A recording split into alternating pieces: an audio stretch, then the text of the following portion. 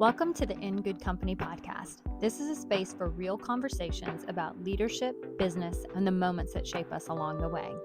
I'm your host, Ginger Jones, and through my work, I've had the privilege of sitting in rooms with thoughtful leaders, founders, and executives who care deeply about how they grow, how they lead, and how they show up. This podcast is an extension of those rooms. We'll share honest stories, meaningful insights, and conversations that will help you think a little differently about the mile you're in and the one that's ahead. Thanks so much for being here. Let's get started.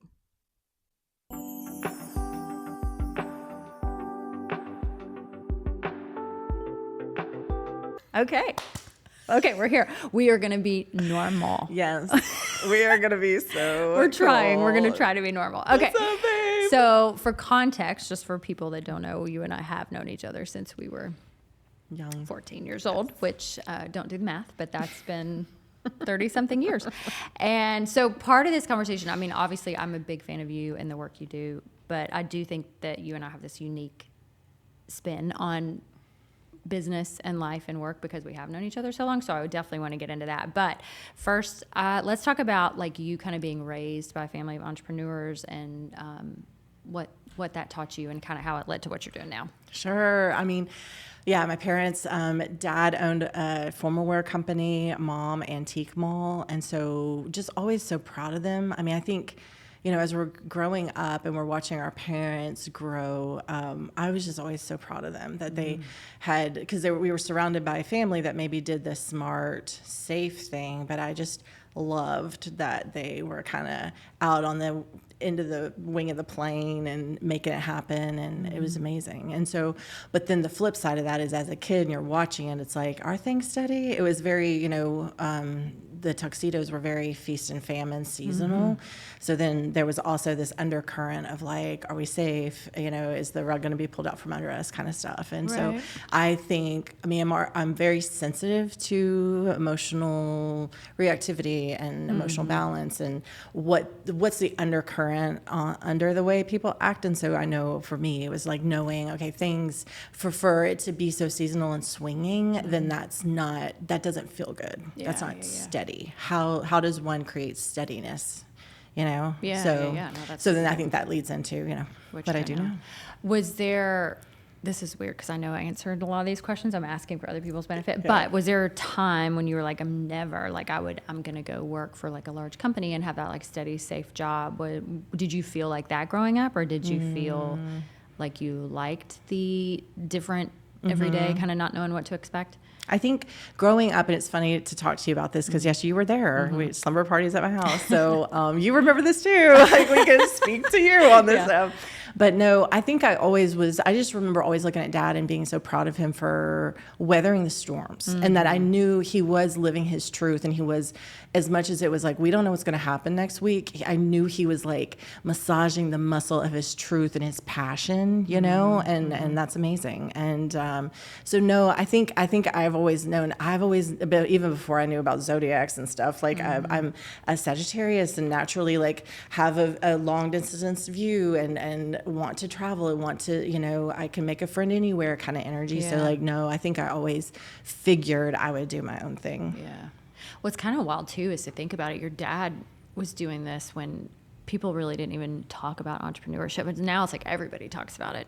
But we're talking about the 90s, at least when you and I met each other. And so your dad was really, I mean, how many stores did he have at the height? Like 25 in the Southeast. Crazy, right? And I was so proud of him. So crazy. And like, I mean, because it does kind of matter. I think he was so hopeful and so expansive, but always brought people in that just didn't have he just wanted to help everybody, you know, and then he'd bring partners in that just were not, I mean, there's a few partners I can think of that really held their weight, you know, and again, so for me to kind of watch it kind of expand and then kind of drop and expand and kind of drop. And then, you know, luckily he was able to kind of fold it all back before like '08, before the crash. So like he was steady and like smaller to be able to navigate that. So he's always had this very deep, like intuitive sense of what's going on. But I know for me watching it was just like, oh my gosh, like, yikes. Like watching it was kind of like, make sure, I don't know. I think maybe kids are always like this, but definitely me being very inquisitive, always watching for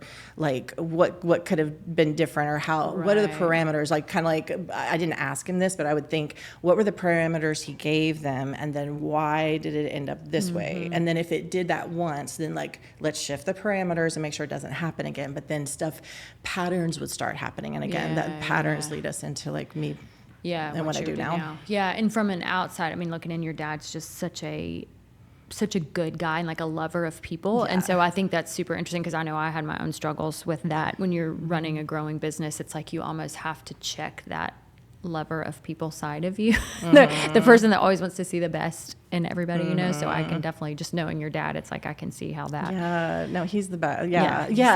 It's like, it's such a gift to be that way, and to be so upbeat and motivational. Right. But then, I mean, but it's taken me 40. I mean, only in the last 5 years, I would say that I'm good at like, I have discernment to like not pour into someone who isn't open to be poured into. Yeah. I mean, people show you that, you know? Yeah. And I just think he was definitely ahead of his time in a million different ways. Right. So. But then also he was like getting the job done all the time. Like, I mean, the funny story I always say is that when I told my mom we were going to study at your house for French finals, and we were just like hanging out, and your parents came home at 2 a.m. because it was prom and wedding season, you know. And I remember, because my mom didn't work, and then my dad had this like steady job. I remember thinking like, oh my gosh, this is so cool. Your parents are never home, you know? And I know, you know, you and I didn't even, it wasn't until we were adults that we talked about like, we experienced life so differently, because you grew up with a family of entrepreneurs, and I grew up in that like, go get the W-2, go work that job for 30 years till you get your pension. And so totally, crazy. Yeah. And of course, for me living it, it's kind of fun. But then, I mean, any kid that didn't feel like their parents were around much would tell you, you know, I mean, we still do weird stuff. Like none of the three of us will answer the front door. Right. Of me, my brother, my sister, because like we're still, you were told not to. Yeah, you just default into these weird. So like, I mean, I don't own a home right now, but if I had a front door, I'm not answering it. I'm like, homie, give me a text or something. You know, let me know why you're here. But that's kind of like one of those things you're conditioned to, and then you don't shake yourself out of it. Totally. You know. What do you think, before we move on to like what you're doing, or maybe it kind of ties in, but like with what you saw them do, like if you had to pick one thing that you're like, I do this differently as a business owner because I watched this happen, what do you think you do differently? It leans into being an energy healer, but basically it goes back to not filling someone's cup who's not signaling they have a cup to be filled. So I'm always watching people for their behavior, and their behavior is yielding their emotional intelligence, the age they exist at. And so most people, I mean, I feel like I'm a pioneer of this work, but like most people are operating from a very young age. And so I'm consciously meeting them at that age. So then if you're a 65-year-old man who storms around and creates chaos and havoc, then I would watch you and say, you are emotionally triggered at 8 years old, and I cannot go into business with you because you are showing me you're a train wreck in your behavior, and I will meet you at 8, which is like hey, you know, whatever, you know. We're definitely not going to be partners. So it's like making sure I'm watching that for a good match. And then, you know, I mean, I have had angelic guidance, and I, you know, I'm used to kind of not being understood. And so part of that is like me making sure I'm safe in the world, because I do know I kind of know more than the average person, right? So I never want to overwhelm people, never. So that gauge of emotional intelligence is huge, and something my parents just had no idea about. Most people don't have any idea about. Right. Yeah. Okay. Well, let's talk about what you do now with owners. I mean, you do a lot, so I want to say that, but I think I want to hone in just for our audience is, you know, a lot of people that are leaders and founders and owners. And I know my experience, like how you really helped me with your work, definitely in leading and growing a company. So, most of I guess what I would say, my first question would be, when people find you, like what has gone wrong or what's happening when they're... Yeah, it's cool because, you know, I've been doing this 10 years, so I'll speak from the last 10 years. It's definitely, I'm the last ditch effort. They're kind of like, they've gotten diagnosed, they've been in therapy for 10 years, they've done every doctor, it's like all that.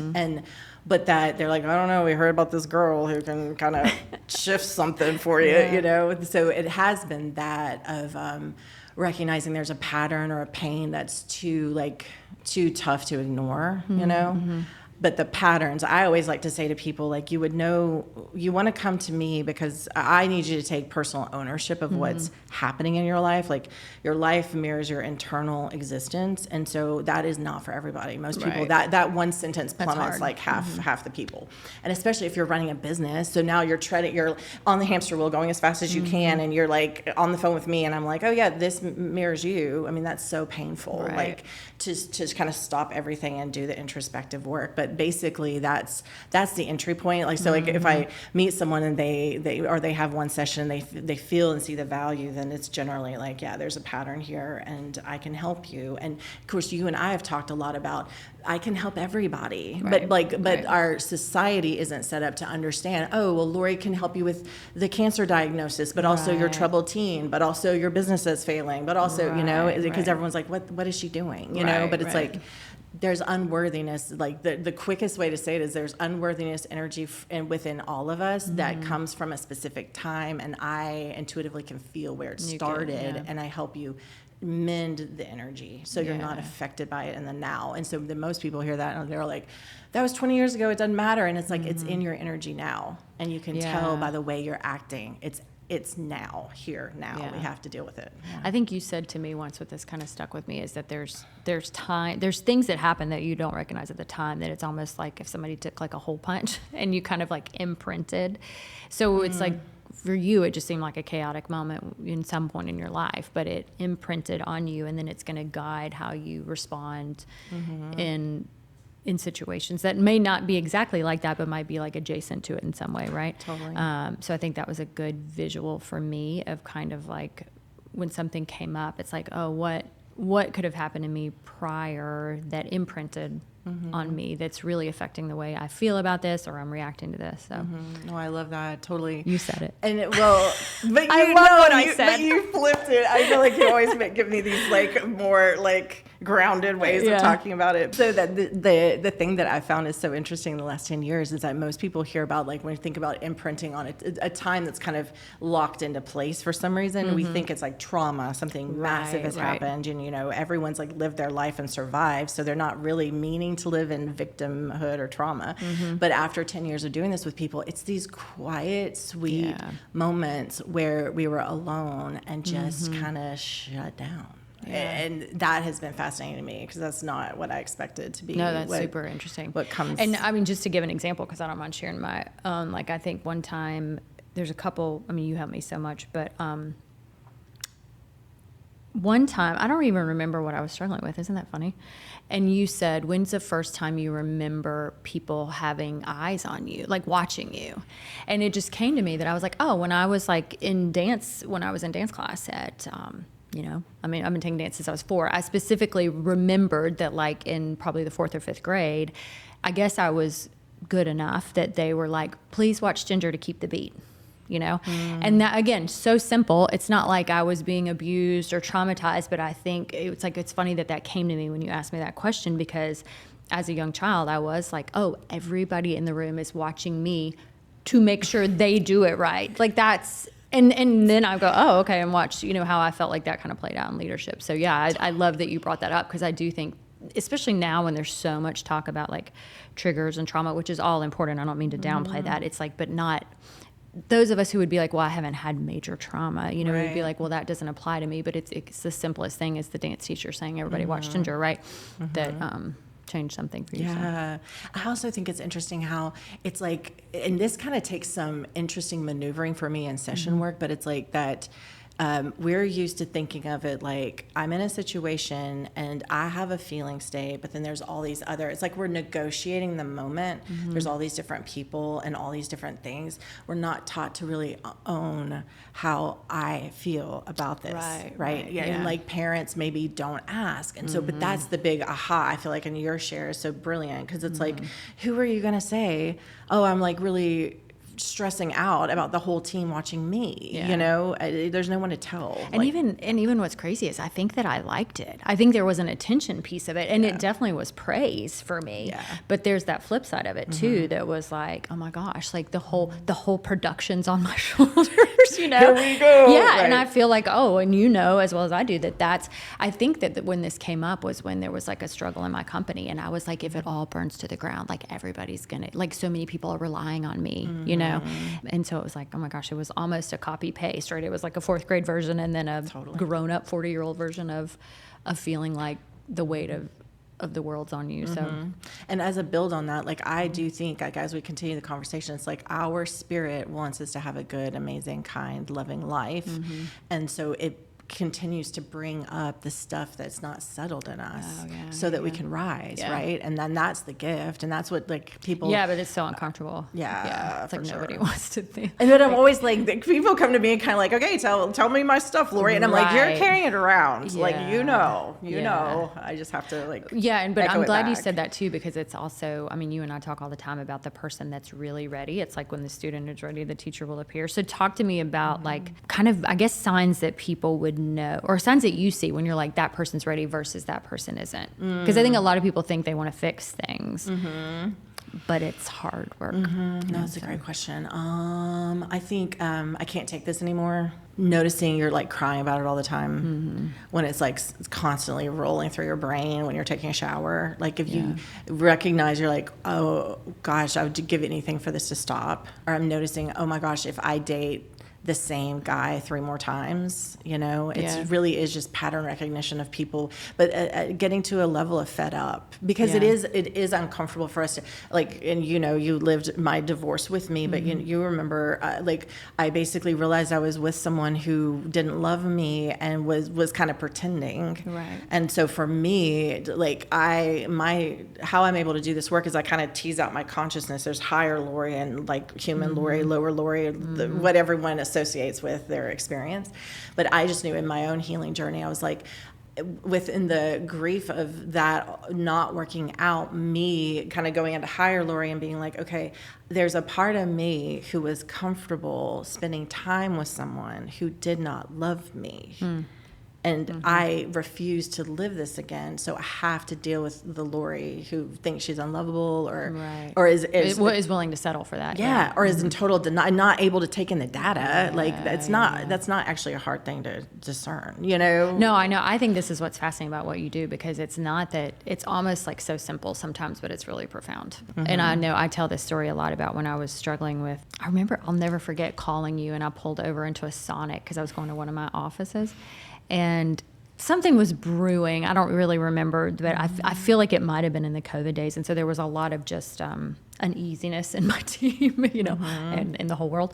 And I feel like it was like water cooler talk was bothering me, because I was trying to like manage everything and control everything. And I was like, I think I just, again, hit a limit, and I pulled over and called you. And you so simply were like, did you really think you were going to employ 100 people and there not be water cooler talk? And I was like, oh, okay.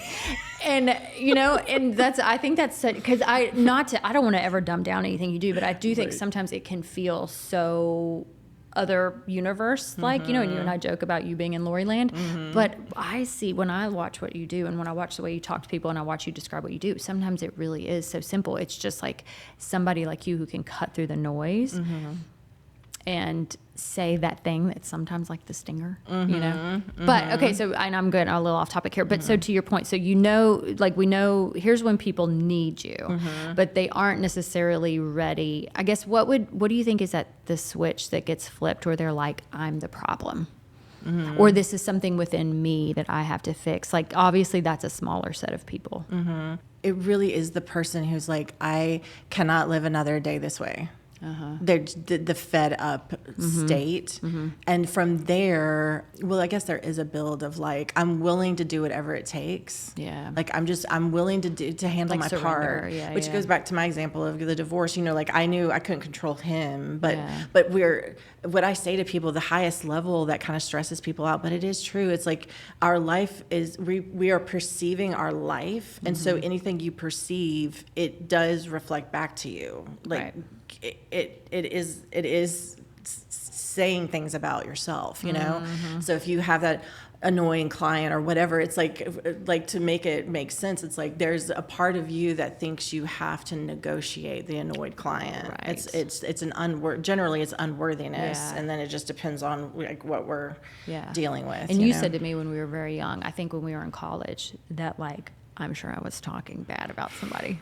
And again, you were like, "Hey, Ginge," and I think you were like. And honestly, I don't think you did. You didn't do this in reaction to me doing that, but I think it made me think. You were like, I just think anytime you notice something bad about somebody else, it's because that's kind of somewhere in you. Yes, you know? I do remember And we were like probably 20, and I was like, shut up.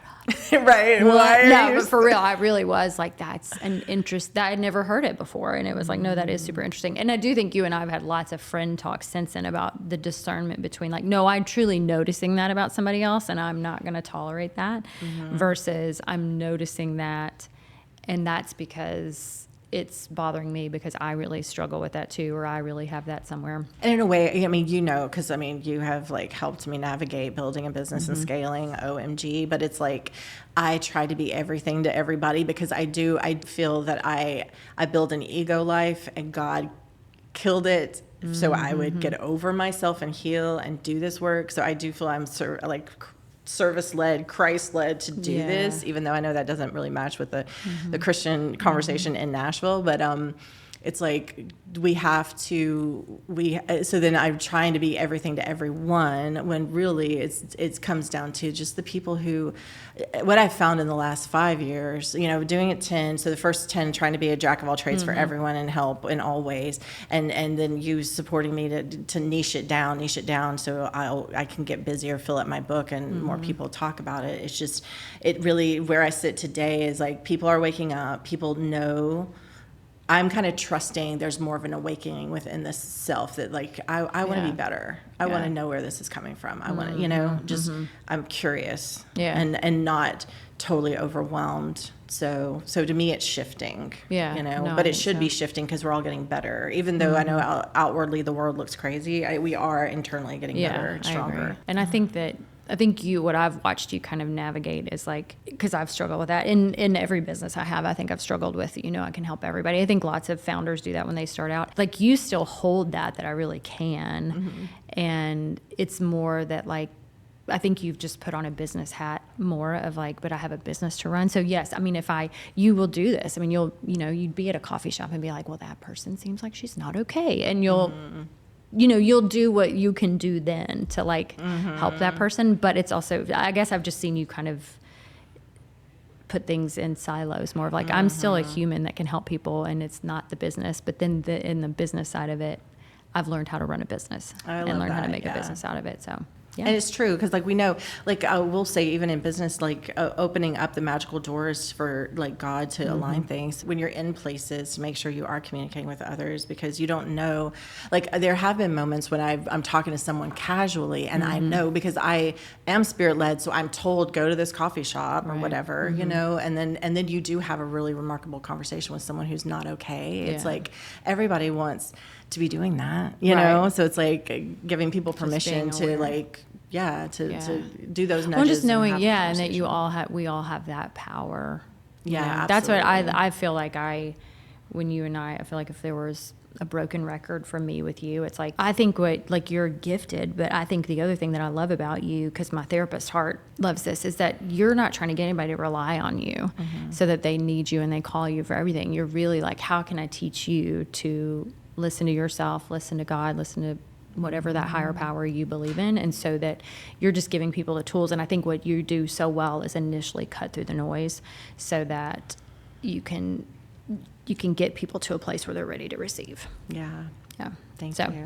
One last question on business, and then I want to move into like just friendship and how we've navigated business, and a special talk, if you will. What do you wish more business owners understood about the way they make decisions? It's amazing. I mean, I think most leaders who are actively working on themselves, obviously, always learning and growing. My specialty is the emotional reactivity. So I think collectively people know, I shouldn't make a decision when I'm upset, but it's like, how many people are really, so we know don't send that email or don't make that phone call. We know it, but then I guess Lori enters to help you actually not do that, and so it's like that, the emotional reactivity, like you've got to get yourself to a baseline. To me, everything's like snowball effects, right? So if you're triggered by something that's happened and you're flared up and you kick something down, you send the email, whatever, it's matching the energy, and then it just gets bigger and bigger and bigger and crazier. It's like and fighting crazier. with a toddler. Yeah. And so that would be like meditation practice, prayer time, journaling. It's all the stuff that we hear that's like, it really does help, It totally does. I think what I learned is just being grounded enough, which is work. I mean, it sounds easy, but it's like so easy to be like, I'm good. I'm not going to journal. I'm not going to pray. I'm not going to do whatever, And for me personally, it's like, I can go a while on not doing that if I fall out or it's a busy season or whatever. But there's a difference in the way I show up in the world, and for, my family and my friends and people that rely on me, when I'm not doing that. So, right. Yeah. And it is so tough to navigate. Like, I don't know. I mean, I just that you would want to wrap yourself in your like higher self, God energy, just so you're protected, and then we know that like things come in more smoothly. We see before it happens. Like, there's so many benefits to that being here, like being in your here body and and like, your mind, and knowing that you're protected and that you have a faith of some kind, and because it softens the blows. Like, life is really tough, and especially with the energy stuff, like I feel like I can feel. One thing that helped me just feel solid in what I do is, like, as an empathic child growing up, it's like everything that was happening around me was happening inside my heart, inside my vessel, like inside my nervous system, rattling me to death. And so slowly, as I got better, it's like expanding my energy to like not let nothing from the external is allowed into my vessel, but like how much practice does that take, my gosh, so that you're not rattled. But then, but that's the gift. It's like you have to, as a leader, you have to stay calm. You have to mirror, like, everyone's following suit. I mean, in a way, you've heard me say this, at like top level, one-on-one, like when someone starts like working with me as a founder, I always say your energetic template is yielding what the business does. Like, you're capping it. I mean, it's all this really tough stuff. You can be in denial of it. It's fine. Like, you're not my person. But it's like, if you want to grow this and you recognize you're sabotaging yourself, then the business can't. Yeah, you're holding the template. So nobody in your team can like push it out of what you've set. So then we have to keep growing and expanding and making sure you're steady in that expansion, Yeah. Because I feel like, so with my work, I call myself the energy healing expert. And I always tell people, it's like my superpower with my intuitive gift is I can read patterns. So I know what negative energy people are holding within them and where it comes from, basically. And so obviously that would help an individual if they're like, I'm mad at this person in my life, but I'm like, well, actually that happened when you were 3 years old because of this. And, and then there's a process to shift it. So it's about negative patterns within the self. But then the business side of it, founders, it's negative patterns in your business. Like, a lot of times, like we've talked about, like legal issues, like the things that are almost creepy. This keeps happening. The same client thing keeps happening. This legal thing keeps happening. Like, we always have leaks in the building. Like, these patterns to me are not random. Like, but again, it's a very specific type of leader that would want to say, okay, like, I need to work on myself to hone in this template to expand it so that my team can grow and thrive and we can have the exit we wanted to have, and all that. And I think once you teach somebody that to recognize the patterns, I mean, that's happened to me. It's you and I talked about this in like an 18-month span of time. I had 3 pretty significant situations that were me continuing to trust somebody whose words and actions didn't align. And by the 3rd time, I was like, hey, it turns out this is me. Like, I could be mad at these situations, but that, I think that's part of what you and I being friends is that, like, instead of just being mad at those 3 things and thinking that those were, because to look at them on paper, they weren't related at all.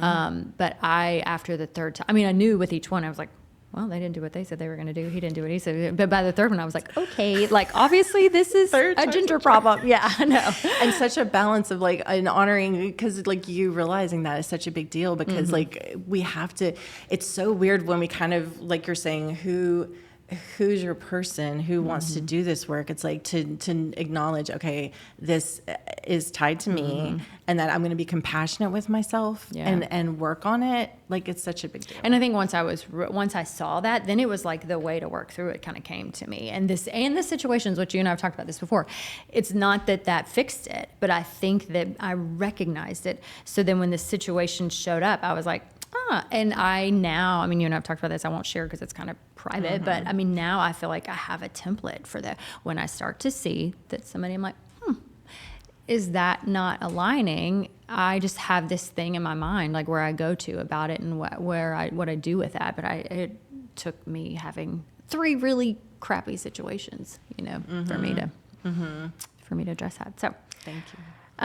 Okay, let's talk about, I mean, this is so special and tender because me and you have been friends forever, and not just, I mean, like a really special friendship, and we hear it all the time. I mean, like you and I, like, we'll probably cry, but we do hear people all the time say how special it is. And I was thinking today, like, I tell my kids this all the time, but I want to start out by saying, like, one of the things I think is so cool about our friendship is that how we met was on dance team. And I'm already tearing up. That's I know, great. don't I'm cry. like, okay, but okay. No, you can cry. It's fine. But what's crazy is we were going to high school. We didn't grow up in school together. We went to the same high school. But I had been a cheerleader, and I tried out for cheerleading. Did you try out for cheerleading too? Yeah. Okay, so we both didn't make cheerleader, which is crazy. And I was heartbroken. Devastated. And because there wasn't dance team again, we're talking about the 90s, guys. This is like 1993, 1994. And so dance teams weren't a thing. I mean, I think it was very new. And I had, in hindsight, it's like I always loved the dancing part of cheerleading. So it's really funny that my heart was broken not to make cheerleader. And then it was like Franklin High is going to have a dance team. And that's how we met. And so I tell my boys all the time, I was like, when something is like heartbreaking for you, I was like, look at me, they call you Aunt Lori or Miss Lori, whatever. And I'm like, look at Lori and I, like the gift of that like 30 plus years friendship came from something that broke my heart, that I thought was like the end of the world. I mean, I was 14, Right. And so I think I love that story because I get to say, like, good thing, God's got your back always. Totally. And what is for you will be there for you, and what is not for you, will go. Because I don't know. I mean, it's so crazy to think, like, had we both made those prospective cheerleading squads.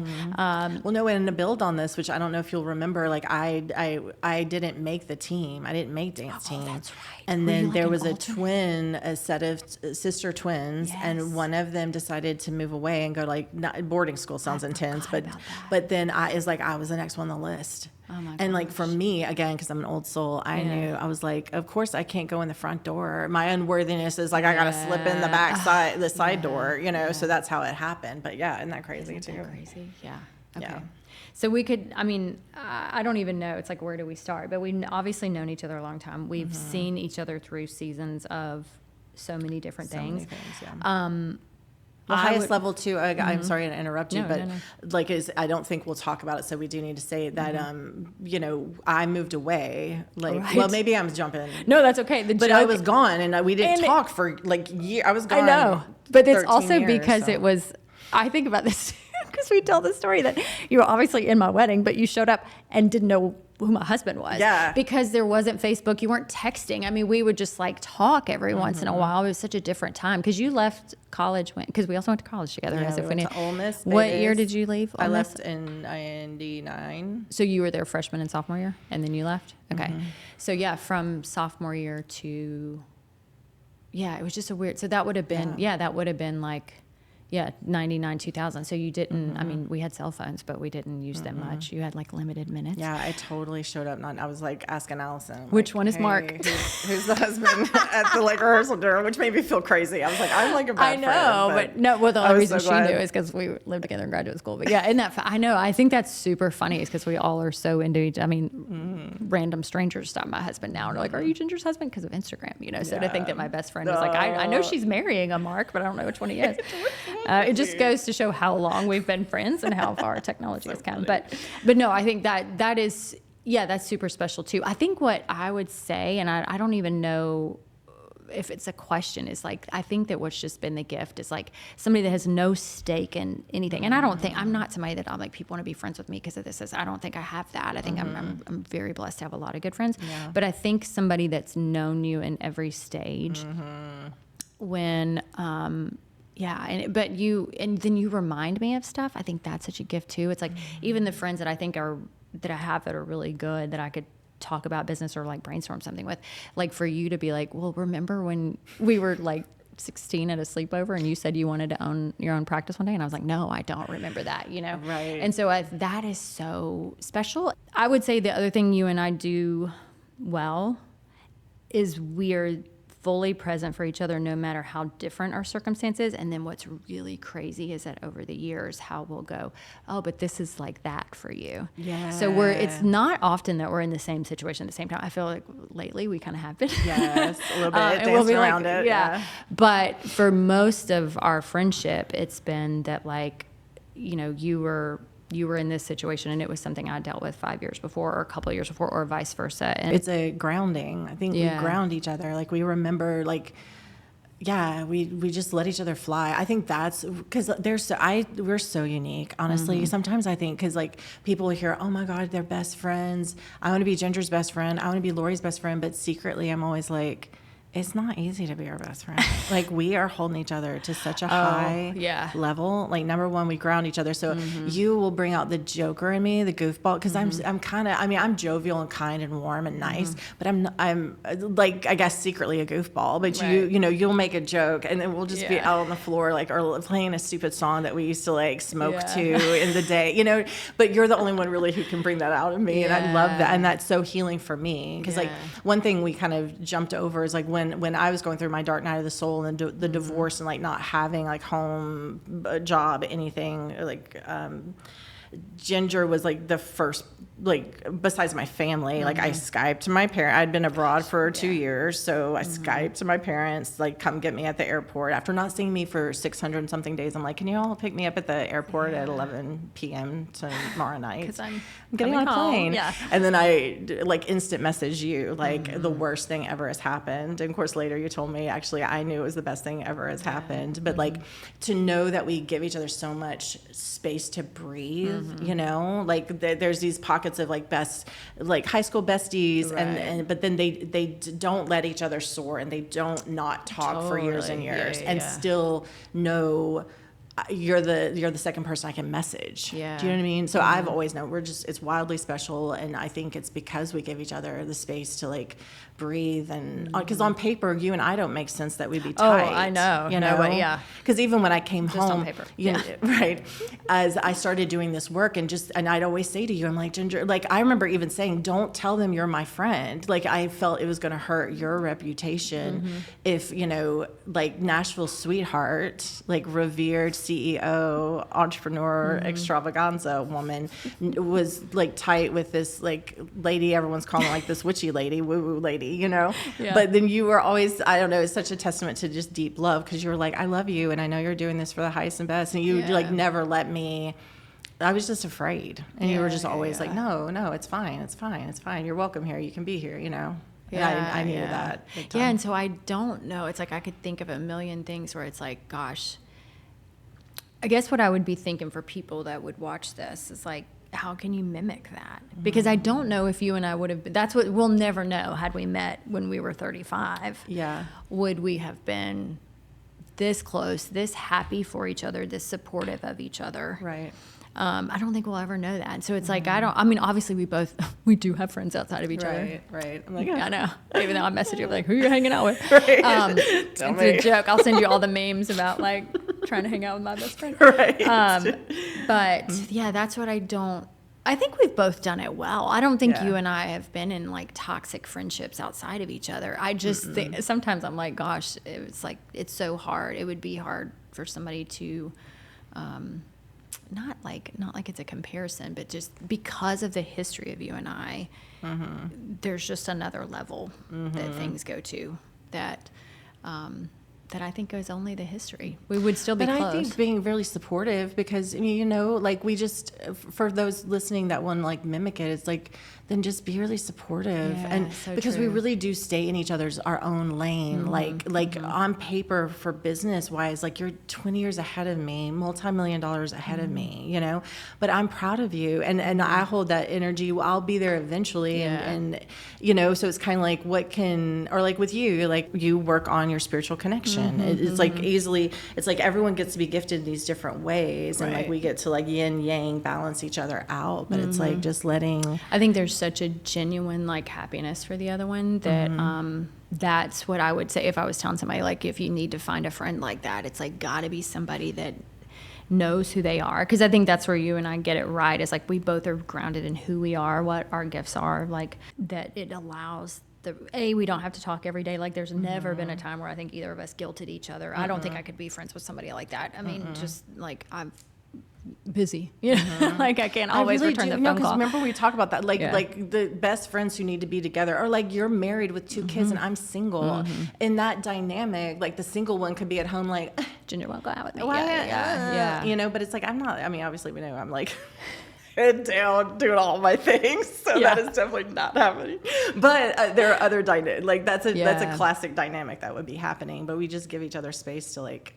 Yeah. And also, I love how we joked, this happened like 3 days ago. Like, we both had stupid things we needed help with. Like, I know. we just can't think straight. And like, so you call me, you're like, hey, I'm overthinking it, and I'm like, do this. Like, and you're that. like, okay. Yeah. And then 2 days later, I'm doing it. It's like the stupidest thing. And you're like, gift. oh yeah, just text him. I'm like, oh, right, text. I guess I want to hone in because it's one of my favorite stories about me and you. And it speaks a lot to who you are and just our friendship. But do you remember when I called you when I was looking for a car? This is like when I don't know, I have a million favorite Lori stories. Most of them are funny, but I knew, you know, I had this obsession with Land Rovers and Range Rovers, and I knew I wanted this, like, LR, I don't even remember what it's called, LR4. It was old. This has been a time ago. And Mark and I were looking at 2 different ones from 2 different dealers. And one of them was from the nicer dealership, and they had it longer, and it was like all clean on the inside. It had more miles, and I think it was more expensive. So it was not the one to get. And then I think that when we pulled up to the other dealership, it was like newer to the dealership. It was a used car. And so it wasn't as clean. And I called you because Mark, obviously being the practical guy he was like, no, we're going to get this one. It's got lower miles. It's a better price, you know. And I was like, but I felt weird driving it. And so I remember calling you and being like, Lori, help me, because I've driven these 2 cars, and like the one that Mark says is the one we should get is not the one I'm going to get because I feel weird. And then I remember going, but we did stop and get McDonald's because we were in such a rush. So like, it may just be that I had chicken nuggets and I felt like crap, you know. And you said, oh my God, what kind of car is it? And I was like, it's an LR4. And you were like, you said, is it white? And I was like, yeah, both of them were. And you were like, that's my dream car. And you were like, oh my God, you know, and it's just so funny. And then later I remember saying to you, like, think you hadn't been home long. So it was a place where you were kind of like, what's going on? You're trying to find your way. So like I think in a lot of relationships, your best friend getting what was your dream car. It wasn't even my dream car. I just decided, I was like, I think I want an LR4. And you, when I was like, I think that I knew enough that it might have been Tinder with you. And I was like, did it bother you that I got this? And you were like, no, if my best friend got it, that means it's closer to me. Like, I'm closer to getting that. And I was like, that is the most special. I mean, like, I don't know if there's any other story that's so special about just how we navigate each other's success and like being like so happy for each other. That's so good. I do remember that. I know. It's so random. But it is like, I don't know. Because I just think, but it goes back to like the genuine truth of that. Because some people listen to this might be like, oh. But it's like, you would always teach me like what the 5 people you're around equate your success. So I mean, of course, I'm always like, fly. You're ahead. So keep going, baby. Because you're taking me with you. Yeah. I swear. I'm on God's time. This is what it's normally like with us. Yeah. I know you're on God's time too, but in that it. situation, I was like, I'm closer to it. Yeah, so. I love it. Okay, one more question because you know what we do. Oh, sorry. So tender, 2 more questions. Lord. I know. Okay. 2 more questions because this is like in good company. Yeah. So the last guest asked I know how you're going to answer this. Isn't that funny? How has a transition in your life outside of work changed the way you define success? Whoa. It's like she knew that you were the next guest. well, obviously it's my life falling apart, we call it the dark night of the soul, where I healed, actually. But how it changed my just discernment now. I just think from my own journey, because this people could pick this apart, but like being raised in Franklin, Tennessee, as just a loving, kind, sweet lady, and then moving to New York City and getting my ass beat by everything about New York City. But I actually love it and appreciate that I got tough. How else was I ever going to get tough, right? And of course, people look at me like, she's not tough. And I'm like, oh, no, she is. You're going to put me in a corner and I'll be tough, But it's like all of that maneuvering really matters to like how you show up. That discernment's everything. And I think I bring up being a kid here because I think women are just taught to be nice and kind and friendly. But that from my lens of healing, it's like you have to discern what you're seeing in front of you. And it's like being raised, it's like if you decide this is a bad person, it's almost like now I don't know what to do with this bad person. Right. And all my life experience has taught me like, no, you can discern and not do a damn thing. Right, but it matters that you think this person is not a good person. Right? That freedom. So to me, the discernment, like that's ultimate success actually, because nothing's coming from like the fog. Totally. No, I love that. That's really good. Next smile. Tell me, and don't give the best friend answer. You and I do this a lot. We're like, I mean, you can, but like, what's a nugget you've taken with you? What's a favorite thing? Like, if you were going to tell Next somebody, smile? Yeah. Well, I tell people. I mean, it's an amazing networking group that's leaning into education and growth and mindset, which is like obviously perfect adjacent to me. Like you'd have to be that kind of person to want to do, the energy work. But I love it because it's so you and Eric. You guys are like grounded and amazing, and you're always growing and reading. Like you read more than anyone I know, which is such a testament, right? And so you're just living your passion through this networking group, and you're so good at connecting people. Like the amount of people you've introduced me to, trying to assist me building this business, and like your heart is always in the right place. Like it's amazing. So I'm just proud of you. I guess I am giving the best friend. It's okay. Answer that. I know. Like, how could you not though? I'm like, you almost can't see it through a lens of not being my best friend. But just did that. To take a passion, a passion of connecting people, being so connected in Nashville. Like you are Nashville's sweetheart. I don't care. You fight me on this, but you are. And then doing it in this space of generosity. Let me hear what's going on with you. Let me support you. Let me help you scale. Let me consult you. Let me get you in this room with these other people. Let me put this group together that's like vetted, and these people are great. Like we both have come into this season of discerning who is of a growth mindset matters. And that's who I want to be around. Yeah. And that's what so you're cultivating this group. It's amazing. It's so special. Yeah. I'm like, what else? But I love also that it's focused on the learnings, because that is so true of you. Like you're always reading, you're always developing, you're always sending me quotes. You're always, it's amazing. And like people I remember thinking like your success, so much success for so long, and me on the sidelines watching and just watching everyone just clap for you and be proud, but me thinking they have no idea the level of gratitude this woman carries. That I'm watching, because I'm watching the spiritual truths that you carry daily, and it's the gratitude and the growth and the leaning in on God and all that stuff. You do it all for this group. Yeah. Oh, I love you. Okay. Thanks for letting me lead East. Oh, I know. And yes, and you're leading the charge out East, so nobody better to do that. Thanks, babe. Okay. Well, thanks for being here. I love you. Love you.